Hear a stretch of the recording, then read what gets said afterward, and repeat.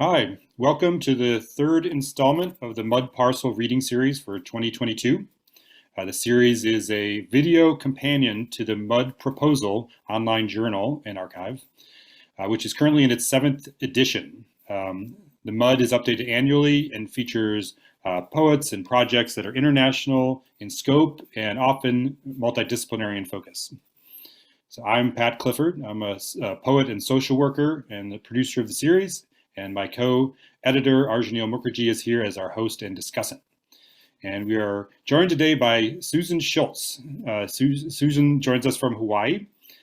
She's the author of many books of poetry, prose, and critiques, including the ongoing series Memory Cards and 2 volumes of Dementia Blog. And latest book, I Want to Write an Honest Sentence from Talisman House. Other books have been published by SALT, Poets and Poets, Singing Horse, Vagabond, and others. She founded Tinfish Press in 1995. And in 2014, she founded the Compassion Hui. Am I pronouncing that correctly? Hui, yeah. Hui on the UHM campus there in Hawaii. So welcome, Susan. We're delighted to have you. Thank you. Hui is a group in Hawaiian. So Nice. That's what that is. Thank you so much for having me. Thank you, Susan. Welcome. Yeah. So Susan, you're going to read some selections from a variety of your books, and then we'll jump back on for a discussion afterwards and look forward to that. Okay. And I'm going to read in backwards chronology because one of the things that Aryanil and I have in common is an obsession with memory. So I thought I'd start in the present and work back. Oh, that'll be wonderful. Into memory. Okay. So I'm going to start with the most recent poem that was published in Saginaw #9, which oddly is out of Beijing, edited by David Harrison Horton. 6/12/20. The lotus bud is nearly as lovely as the blossom to be. Flowers too have their practice. Our sunflower came out petal by petal, and none were yellow. The brown orange flower winked at us until it showed its full surprise at having opened. Its inner circle filled with bright dots, the outer like bird feathers, but no cape. The flower is not a royal plant, but ordinary. I like the dailiness of this work, the struggle to get inside the moment that hangs like water droplets on a brown railing after hard rain, to hear the petals hinge as it opens, or the cat that scratches to get in. This is a poetics, or a poem and then another poem. I'm supposed to widen my focus, zooming back from a yellow dot on a flower's face to a garden of pots, to mountains, to island. But macro feels better at 61, like finding a droplet in the ocean held fast by water pressure. The foam is either salt or detergent. You don't want to know because it scares you. Scab torn from skin, we see fresh blood beneath it. Everyone's freshly converted. Long lines to pull on the rope around Stonewall Jackson's neck. The question of where in history we are, inside or outside or in the salt wound of it, means little. Little became X, escorted by cops from the scene of his assassination. We want our martyrs to be saints. The lives of the saints are in their absence. I Want to Write an Honest Sentence is a book from Talisman Press. The cover image is by Tommy Height, a young Honolulu painter. It's mostly a realist. Each of these prose poems begins with the sentence, I want to write an honest sentence. I want to write an honest sentence. Somewhere in Pennsylvania, men and women embrace AR-15s, wear golden Burger King crowns as they renew their vows. A white dress signifies lack of wound, virginity in the Anthropocene. The building where a massacre unfolded will be torn down, boost to the local economy. Doing and undoing participate in the same dance, making harm in order to unmake mortar, as if to replace the building were to take away its history. My mother asked where the Bastille was, and someone pointed to the ground. I wonder about the flowers left on H3 beside the drop.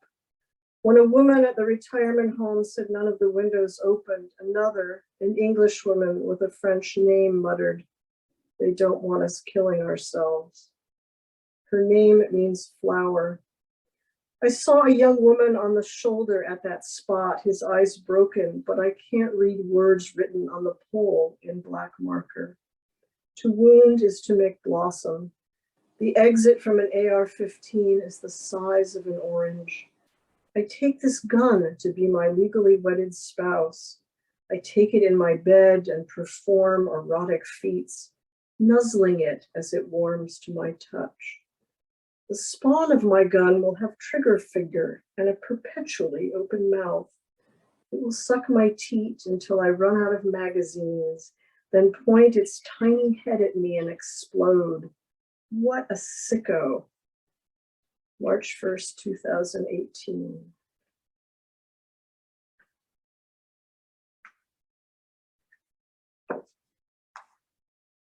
I want to write an honest sentence about love, but I keep confusing it with fascism. The leaders sent each other beautiful letters and then they fell in love. The rest of us live in trauma land, white walls stenciled with flashbacks, a roller coaster ride that dips around a statue of Stalin, who hears our screams as his joy and not ours. At the soccer game, I sat in my chair on concrete. A bright green praying mantis with one back leg hobbled between me and the woman sitting beside me. She'd been reading a text out loud about her granddaughter who can't get out of bed or comb her hair. This happened after she won an award. She's had good treatment. This has been going on for a long time. My neighbor's gentle with the mantis, letting it sit between her two legs. We miss the game's only goal because she forgets the mantis and jerks it off her leg. She apologizes. It falls on concrete, abdomen heaving, its one bad leg skittering.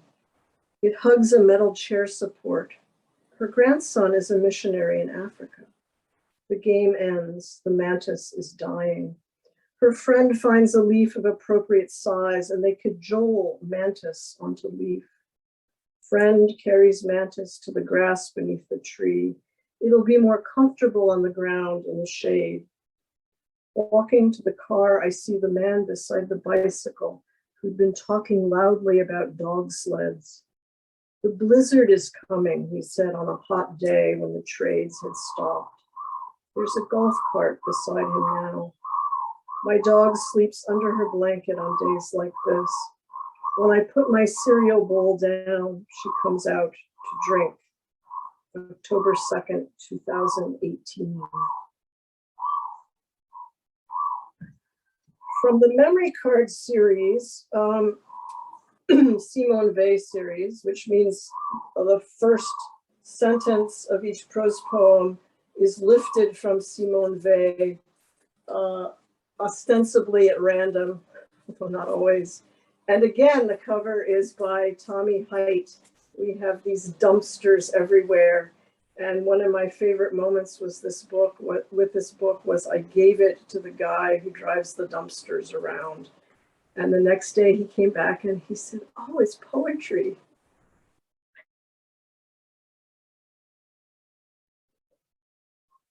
"12. Time does us violence. It is the only violence. Near Disney World, her father screamed they were going to die if they didn't get the exit right. It's not time that confuses us, but place. There's no telling the squares apart, the one where you visit Mickey Mouse, or the other where your soldier gets blown up by an IED.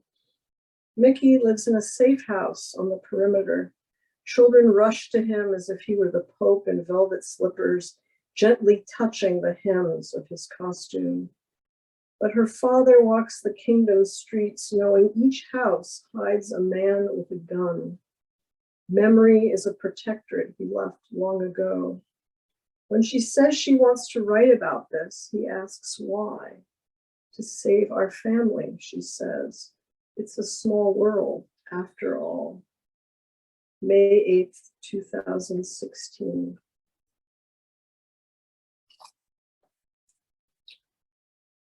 From Memory Cards, the Thomas Traherne series, based on Traherne's meditations. So he did a series of 100, so I did a series of 100, each one starting with a line from his relevant meditation. This was the time when our cat Tortilla was dying, so I'll read a couple of the Tortilla poems. 40. Socrates, who would have thought there were so many things in this world which I do not want? Our cat lurches a zigzag jig from maroon blanket to kitchen to carpet. Restlessness is a sign, I read. He propels himself toward the door as if momentum were a kind of direction. It's raining, so he can't find his sunspot. He peers out the louvered window beside our shoes. I do not want him to die. I do not want him to live. I do not want for not wanting. February 20th, 2015. For all eternity is at once in him, both the empty durations before the world was made and the full ones after. Between before and after is this last day. There's a round stain on my meditation cushion where the cat peed. It forms a perfect circle, a knot of black thread precisely at its center. A tuft of his orange fur shows at 9 o'clock, a wisp of dead grass just past noon. There's no calendar for poems I write, only artifice. But this day will end when the vet comes with her needle. These will be your traces, body elements, the odd fruits of your dying. In Lawrence, an admirer preserved Burroughs' turd and put it on display. Matter matters, but not in that way. For money, penny home. 28 February 2015, for Tortilla.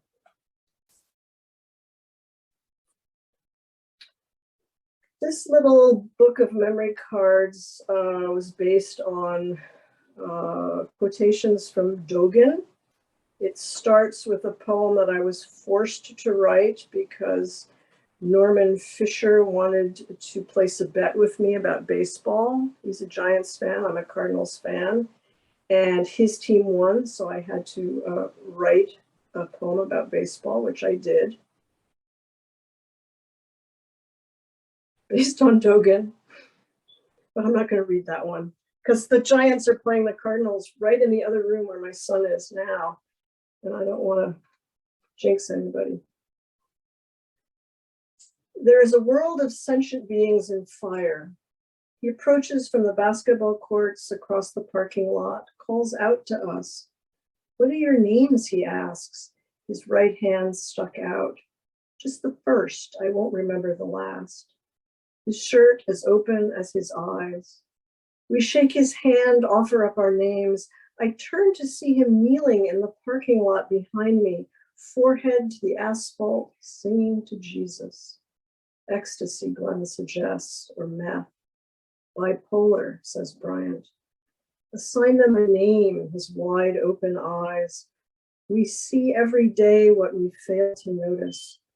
Cloud, sky, red gas can. Title the poem so it can be handheld like a dog's rubber toy or a video cam. The dog eats dirt, pees on the deck. We forgive him because he's old. June 24th, 2014.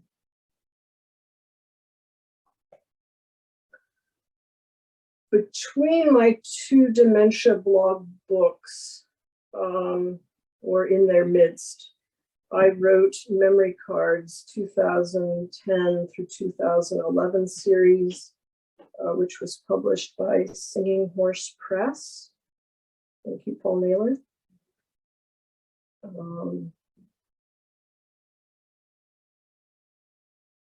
And this first line comes from Clark Coolidge.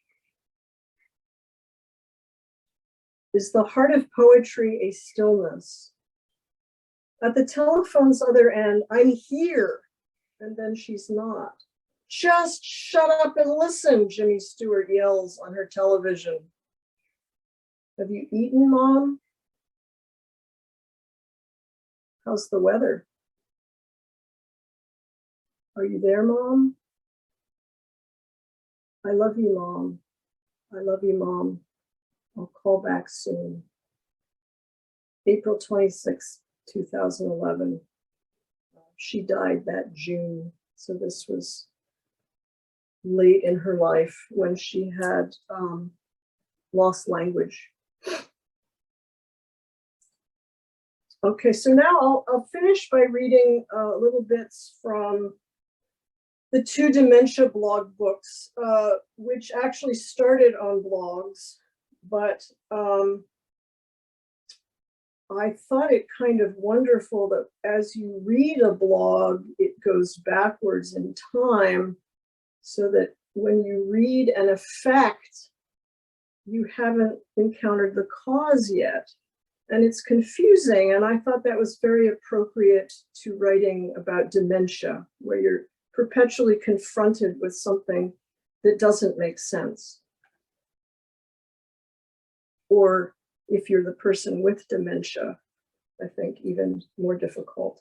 So the second volume, the cover was designed by Gay Chan in the art department here. This was a picture of an old photo album, and she wiped out the photos.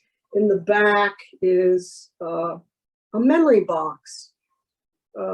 Memory boxes were put outside the rooms of the Alzheimer's residents, supposedly so that they would recognize their room, but I think it was actually much more for the family. So this is my mother in the Alzheimer's home. She's welcome to her disease. Stanzas in Meditation 2. Dinner time. Only Martha, it's my mother, refuses to move to the dining room.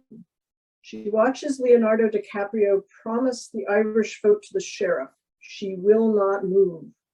She will not move for B. She will not move for Susan. She will not move for the young African man. She will not move for R. She will not move for E. She will not move for Susan.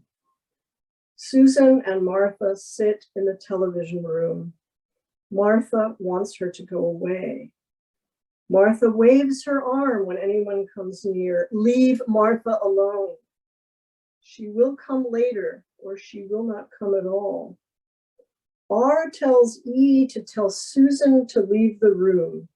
It's Susan's visit. She's never this angry. She always comes, if not at first, then the second time you reach out for her hands. B gets her into the dining room. You can come back now. Stanzas in Meditation 5. I tell Mom I'm leaving. We're good? June 2nd, 2010. Love in the time of Alzheimer's. On my one visit, I discovered that there was a man and a woman who were sitting on the couch in my mother's little public area, and they had fallen in love. Ed and Gloria snuggle on the couch. Ed, arm in arm and hand in hand, I must stay with you. Gloria, if you get too affectionate, they'll speak to me. They did before. Maybe I should take you to your room. Ed murmurs in Gloria's ear, fondles her.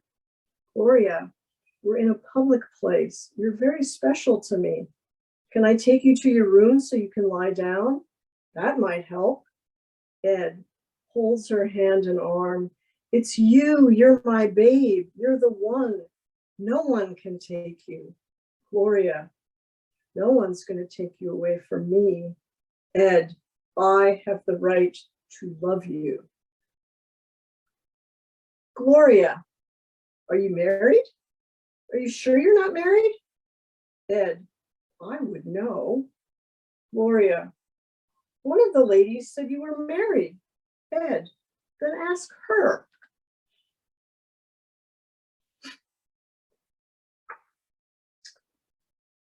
This poem is a collage of language from Thomas de Baggio's memoir, Losing My Mind, an intimate look at life with Alzheimer's, which is an absolutely wonderful book, and from George Oppen, who had Alzheimer's toward the end. Never the chess game, the checker game. The words are under control, but letters squirm. Juggler, why need I invent so much? I have searched for potent words in the backyard, tongueless. Words dance away seductively on the beach in the hissing surf. I don't know. I have to be careful. Tiger still burning in me, burning. I can spell the word dying, but I do not know what it means. To become old, the innocence. I am someone else looking at me. The old man in the mirror startles me, but the young man in the photograph is stranger still. I struggle to spell the word hour and cannot bear to speak. Cut my legs off, but don't take away my ability to write. You cannot imagine, he said, what has been happening to me. I am unconsciously mixing words, hour and out, would and would, me and be. The saving ray of strangeness, saving ray of exile, ray of darkness. I will sing until no word is left. Lost and fearful, I wake up hiccuping with fear. I dreamed one night I was in a house near here, though I cannot find it. I was lost and they could not guide me, wandering foreigner. Alzheimer's is like trying to describe air. The finches yell, us, us, us, us. Does their language contain them? I must now be done with writing and lick words instead, whereupon curious archangels begin to watch. January 29th, 2011. And from the first dementia blog, again, covered by Gay Chan. These were my parents in their living room, I think in the 80s. And again, there's a memory box on the back. This book actually does go in backwards order, like a blog. And I got a real kick out of the fact that an old friend wrote to me and she said, I had to read your book backwards so that I knew the chronology, because backwards, of course, was in chronological order. This was also during the height of the Iraq War, so there's a lot of Iraq War in here. But I'm just going to read a couple of final paragraphs of entries. The first one from August 30th, 2006, which begins with a headnote by Leonard J. Davis, form follows dysfunction. And the end of that section goes like this.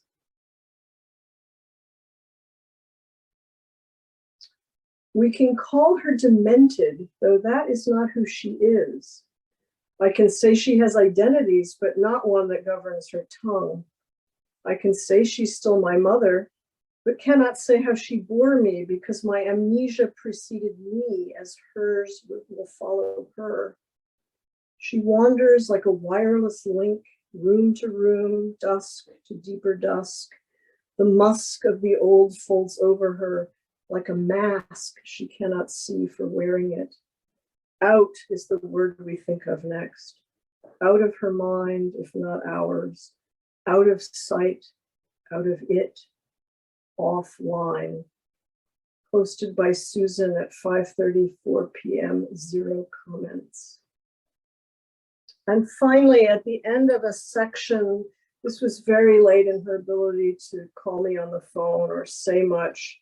She called to tell me that she was in a nursing home in Afghanistan and needed to find a train to get home to Worcester, Ohio, which was actually where her late mother and late brother had lived. And at this point, she was looking for them. August 19th, 2006. Her home recedes, no longer Virginia, it's now Ohio. She's living a fairy tale of origins. Like many tales, it contains no happiness, only struggle.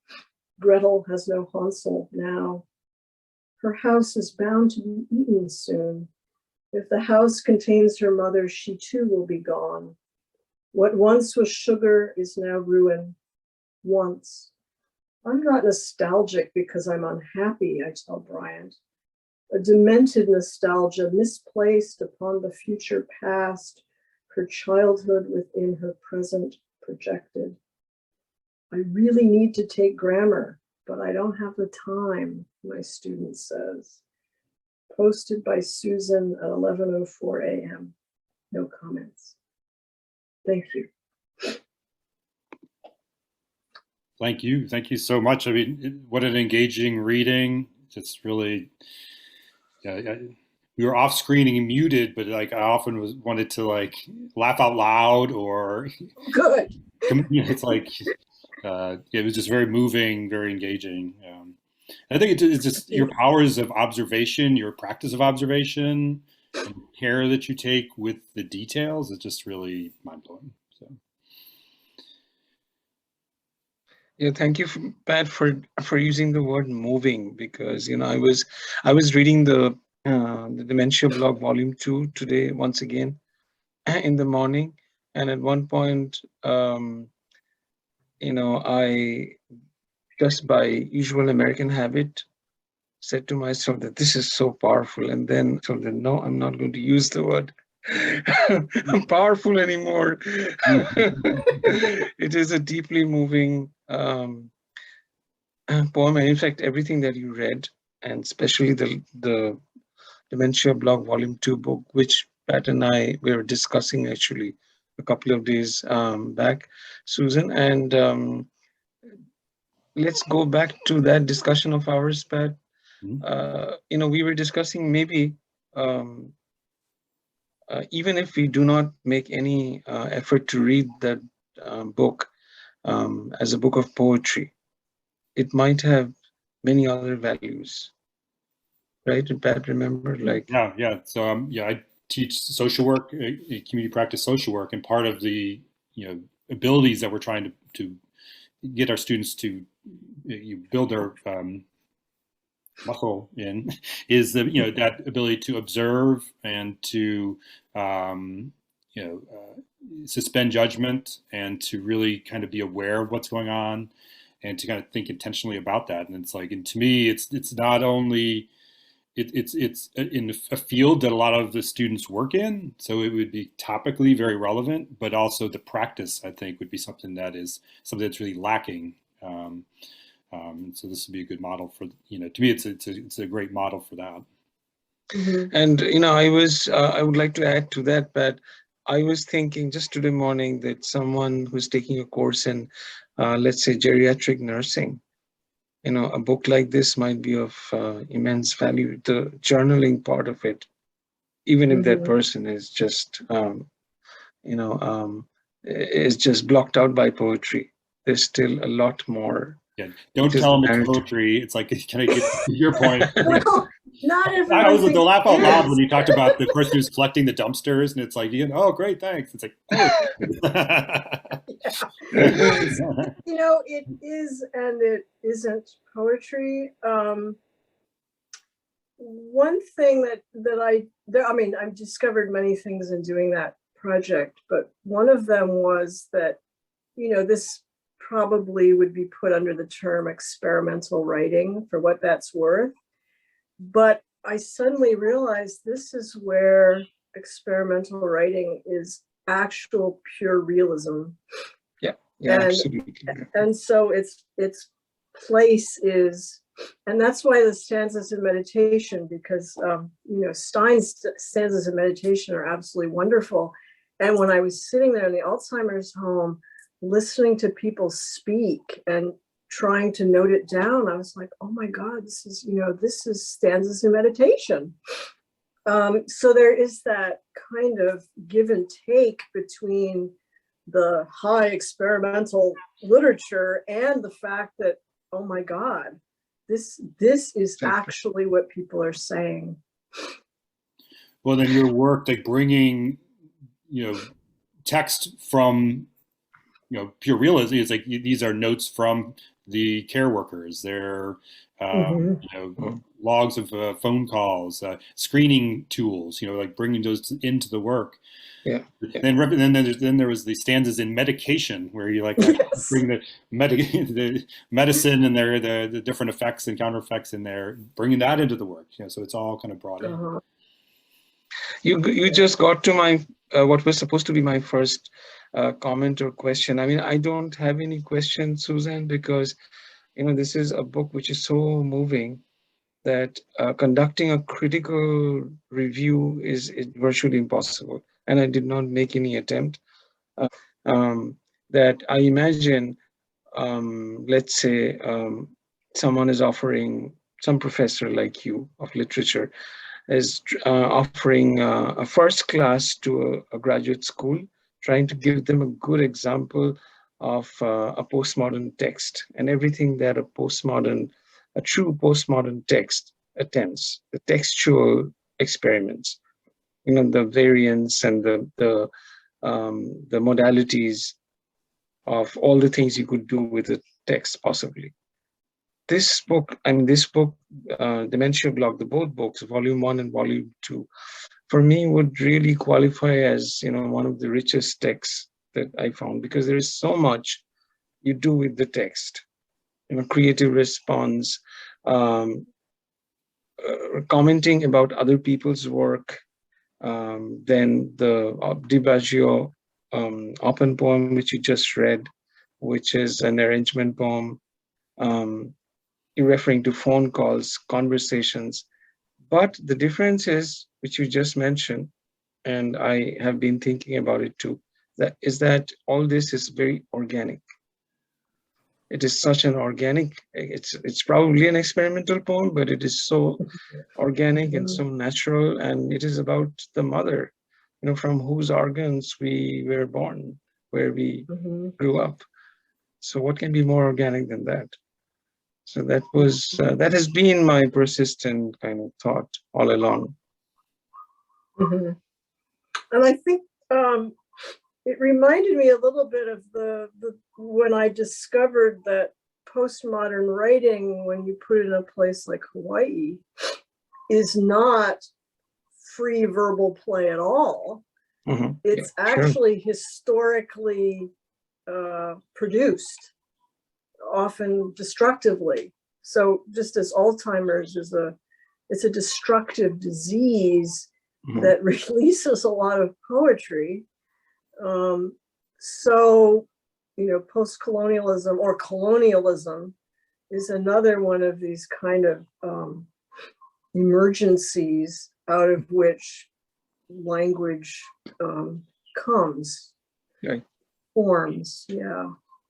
Yeah, so that's another interesting perspective, right?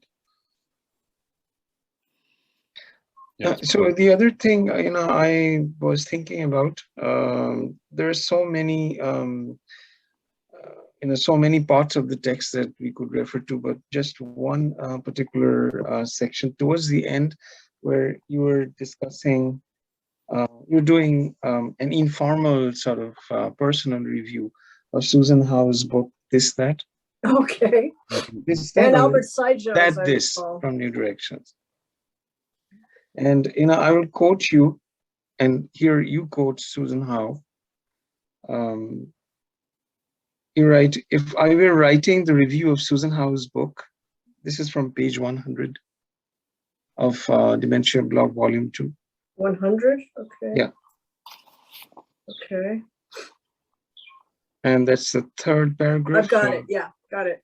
If I were writing the review of Susan Howe's book as I planned, it would treat her invocation of ancestors, those who opened Japan and traded with China, or her sentence about Pearl Harbor and Hans Andersen, but desire to be inside history, the discovery in grieving for her husband, Peter Hare, that she is relentlessly between things, temporal tectonics.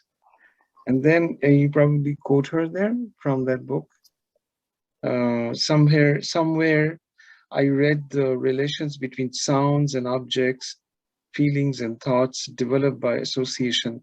Language attaches to and envelops its referent without destroying or changing it, the way a cobweb catches a fly. So, you know, when I did put open Japan in quotes, by the way. Right. right, that's correct. Yes, Right. I forgot to mention that. Yes, so there's a quote within a quote, and I'm quoting all that. But one of the things I have felt, you know, while reading these books, especially volume 2, that, you know, I got a sense that there is always something which is unspoken, perhaps. You call your mom and she does not answer you. We don't know. You mentioned that it's a long distant relationship you're maintaining at times. And then things that, I mean, the hospice is telling you, maybe they're not saying every little thing. So there is this missing link. There are these lines which are unheard or unspoken. And it seemed to me that is also attaching itself to the spoken word. And there's also sort of on the other direction, there was also the fact that, you know, I was writing my mother's checks. I was answering questionnaires from the Alzheimer's home as if I were my mother, you know, about her likes and dislikes and things. And I think Paul Naylor and I had a conversation about this because his father had dementia for a very long time, that you kind of turn into your parent, and it's a very odd sensation. The other direction that I'd go with that from Susan Howe and also from my mother is that I'm fascinated, like both of them were, with the convergence of personal and historical memory. So that, you know, we are historical beings. And I think one of the reasons I use so many current and historical events in my poems is that this is part of who I am too, or who my mother was, or who Susan Howe is, that you can't separate the private from the public in that way at all. So that history is memory and memory is history. The two things are very close.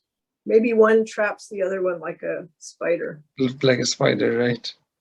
The story of Dr. Alzheimer and was the patient August Dieter? Is that how you pronounce that? I'm not sure. Yeah. So, but you know, this discovery and it was a very critical eye into like how that relationship developed and how the disease was founded, and it was kind of ambivalent. It was also kind of it's kind of like a violation, but it's productive in a way, and you're just observing that dynamic, you know, and both bringing history and the personal, but also kind of a critical awareness of it and the individual interaction. So. Right, and the books are in their own way a violation, but I thought about that a lot, and I was confronted a couple times about, you know, how dare you quote these people in the Alzheimer's home and not ask them, or not ask your mother if you could use her. Of course, I couldn't ask because she couldn't answer, and I was the only child. So what do you do with that? But I think the sort of ethical position I ended up taking was that an Alzheimer's home is really a lockdown. I mean, it's comfy, but it's a prison. I mean, I'll never forget the time I left. I had to use a key to leave the Alzheimer's home, and an old man wanted to go out with me, and I closed the door on him. You know, it's like, no, you stay in there. And so unless COVID has made that even worse. Even worse, right? That's correct. And if you don't have a family member in Alzheimer's care, you don't see this. You're not supposed to see this. People don't want you to see this.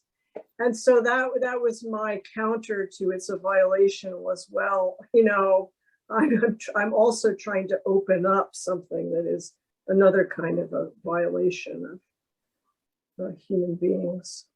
Along these lines, along the lines of, you know, the ethical question facing the writer, Susan, you also bring up Roland Barthes when he talks about his mother raising the question to himself, and through his reference, you yourself, that we are making literature out of something so personal. And that was, you know, I'm a sort of a great believer in synchronicities, and that was one of them. That a couple of days after my mother died, I went to Bridge Street Books in Georgetown in Washington, D.C., and that book was right there. Morning Diary by Roland Barthes was right there on the table. So I picked it up, read it, and then kind of tried to write a call and response with it. I think some of the criticalness, you know, is also directed at some of these systems. And I thought when you dive into like Manor Care and the ownership of Manor Care, I know, you know, from, you know, our experience as well, like when you have, you know, loved ones or family members who are in these institutions, you're kind of like, who is running the ship and who is making decisions and profiting? It's very difficult to do that. And so it's like, it's like you weave in between just the very immediate details and observations, but then tie them, you know, fluidly into systems of ownership, some systems of care, Manor Care. And that also tied in with the Iraq War, because the ultimate owner of Manor Care and Arden Courts, where my mother was the Carlyle Group, which makes or finances defense weapons and children's toothbrushes. You know, it'll anything that pays it money. So at one point, the quality of care seemed to be going down. So the families of the people in the home kind of got together and started agitating for, you know, we're paying a lot of money for this. We need, well, even if we weren't, right, we need better care for our family members. And I remember after I did my research and I talked to some of these people on the phone, and I'm like, do you know who owns this place? And fortunately, they were all fairly left-wing older people. And so they just horrified, like, no wonder it's all going to hell. It's the Carlyle Group. But the other thing I discovered was that large corporations buy these homes, not of course because they care about the people in them, but because they tend to be on valuable real estate. Okay, I see. Interesting. That's very interesting. Interesting and not surprising. And my mother's home, which was on Jefferson Davis Highway in Fairfax, Virginia, right down the street from the headquarters to the NRA, and next to some little streets that were things like Pleasant Avenue, and, you know, anyway, the whole thing was very strange. Yeah. I think the way you observe and bring those in, like I could just see what you just said, kind of weaving through one of the installments. I mean, it's like just tying that all together, but the intent is to really just uncover what is happening. The intent is to seek after a new, a critique that will bring more care to a specific situation. So it's not like an abstracted theory, theory-driven critique. It's very much grounded in personal observation and personal interaction. So to me, I mean, when we talk about ethics, it's like, what's the ethical effort that's happening here? And to me, it's just like clear from the whole body of work what the intent is, which is, to me, it's like kind of, putting these works in service of folks who are trying to reform that system of elder care, gerontology, any kind of assisted living type facilities, housing, supportive housing in that regard.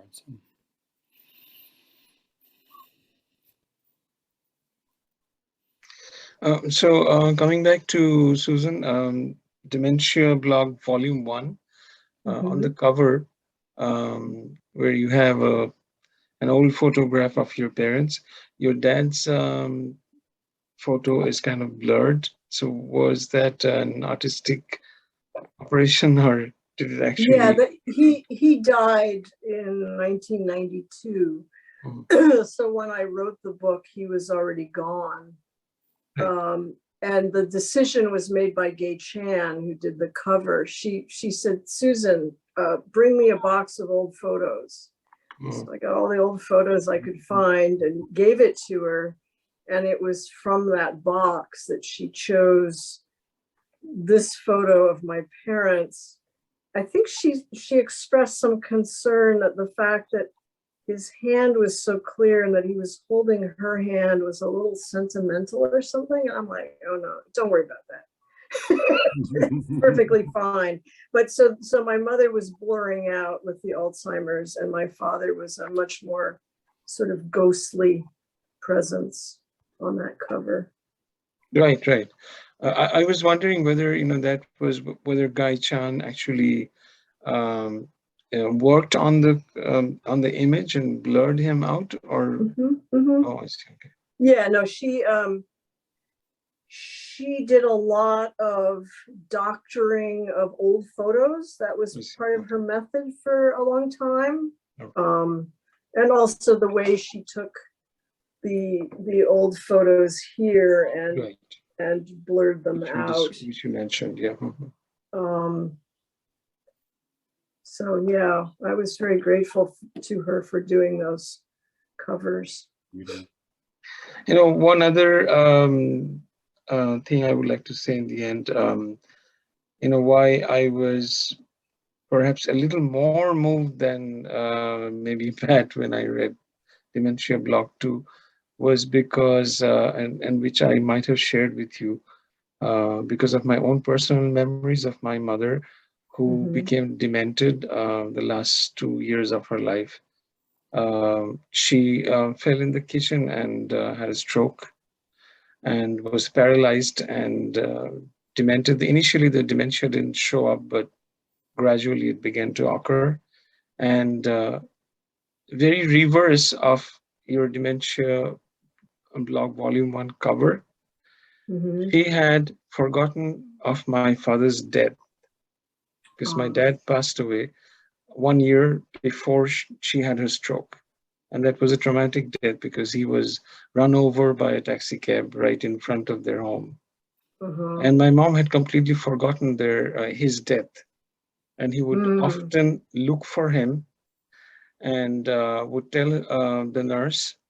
She was living with my sister in Kolkata, India, and I was in Cincinnati, Ohio.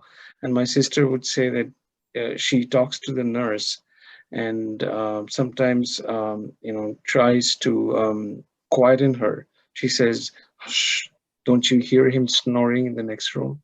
He's sleeping." And then it became so difficult for my sister to handle it. So she had to send my dead father on an imaginary trip to Ohio. And now I had to take over. So both of our parents took imaginary trips to Ohio. Yeah, that's true. That's true. And so now I was talking to my mom over the phone, and she was now asking me, because my sister told her that, well, your father, my father lives with your son in Ohio, and she would ask for him. And then we just like, textual overlaps. These were unwritten texts. These were lies that I was putting on top of another, telling her that, therapeutic lies, exactly. And my father was a professor of history, And he was, at the time of his death, he was, his two passions other than history was the game of cricket and movies. He was a film reviewer. He was working on a book, and I had to tell my mom that, well, he is having some difficulty concentrating on his manuscript. So we put him in an apartment a little far away from home. And you know how he is about cell phones. He doesn't like them. Okay. So next weekend when he comes here, he will certainly talk to you. And then we just could not take it anymore, both my sister and myself. So we finally, my sister, on a Diwali night, as she described to me, they had turned off the lights to watch the fireworks in the sky. That's when she convinced her that, don't you remember, Dad died 2 years before. So all that came back. Yeah, I was just talking to some people up the street last night they have a mother with dementia about this therapeutic lying, which was so hard because I was taught not to lie, and I started in on this by telling my mother point blank she had dementia, which didn't help things at all. And so then sort of moved into the, yes, Mom, we called the taxi, it'll be here in 20 minutes. And then she forgets she wanted the taxi. So, but the one of the things that was very confusing to me was she would tell me things about myself that weren't true, about my childhood or my father or whatever. And there is that moment when you think, this is my mother telling me she should know. And then you realize, no, it's not true. It's just something going on in her head. What's important to share these stories is oftentimes like these are societies and the stigma out there for mental health or any kind of behavioral related disease or cognitive disease. You hush it up, don't share these stories. And so just by making a practice of doing that, it kind of helps to beat that stigma and kind of connect people with common human occurrences. So, and then could you say a little bit maybe about the history of the actual blog? Because these are books, we have the books. Okay, the first volume, the blog no longer exists. It was like a travel blog that I was keeping for a summer when my family and I were traveling. And when we stopped to see my mother, I just kept writing it, as if it were the travel blog. And I think it was Lissa Walsack who called me, and she said, I think there's something here. I think you're working on something. So then I started the Tinfish Editor blog, which was about editing, publishing Tinfish, and lots of other things. It was kind of about everything. And I ended up with this one, which it's still on the Tinfish Editor blog, but it was revised for the book and things were taken out and things were put in. So it's a different version of it.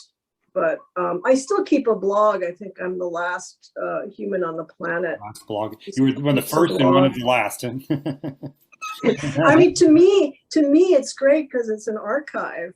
And it's even kind of better that hardly anyone reads it, because then I can use it to make other things, It's like comments zero. It's like, yes. In the first book. It's like a nearly secret personal journal. Yeah, that's what it is. And I always know where to find it. Yeah, I think there was only one entry that had comments in that whole time. And so putting the zero comments kind of was like tolling the bell,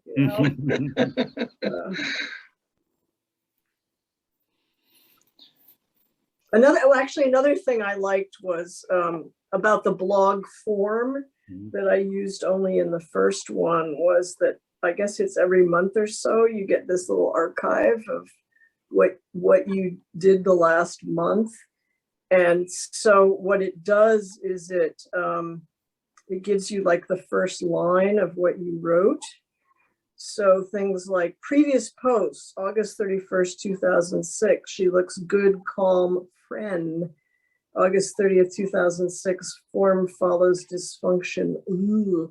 And I liked it because it kind of enacted that falling apart of language, even within that kind of inventory or archive of keeping things straight. You know? Mhm. That's one of those experimental techniques that comes from just observing and replicating what is in front of you, what the technology does with language. Right. It's blogger.com's experiment, not mine, but I noticed it. So. Awesome.